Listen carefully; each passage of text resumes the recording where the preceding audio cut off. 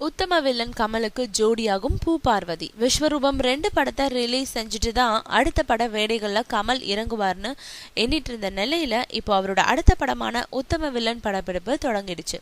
கமலோட சதி லீலாவதி படத்துல இணைஞ்சு நடிச்ச ரமேஷ் அரவிந்த் படத்தை இயக்கிக்கிட்டு இருக்காரு. இந்த படத்துல பணிபுரியும் டெக்னீஷியன்களை பத்தின தகவலை சமீபத்துல வெளியிட்டவங்க படத்துல கமலோட நடிக்க போகும் கதாநாயகன் பத்தி எந்த தகவலையும் வெளியிடல. அதனால கமலோட 3 கதாநாயகிகள் நடிக்கிறதா சொன்னாங்களே, ஒருத்தவங்க பேர் கூட படத்தோட அறிவிப்புல இல்லாம சஸ்பென்ஸ் வச்சுட்டாங்களேன்னு மீடியாக்கள் புலனாய்வு செஞ்சுக்கிட்டு இருந்தாங்க.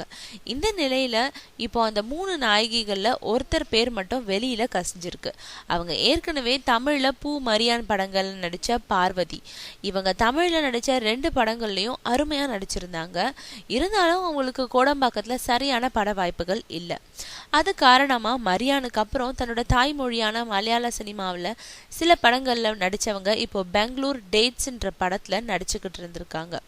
இந்த நிலையில கமலோட நடிக்கும் வாய்ப்புன்னதும் புதிய மலையாள படங்களை ஒத்துக்காம உடனடியா உத்தம வில்லனுக்கு கால் ஷீட் கொடுத்துட்டாங்களாம். இந்த படத்துல மற்ற கதாநாயகிகளை விட பார்வதிக்கு முக்கியத்துவம் வாய்ந்த வேடம் கொடுக்கப்பட்டிருக்கான்.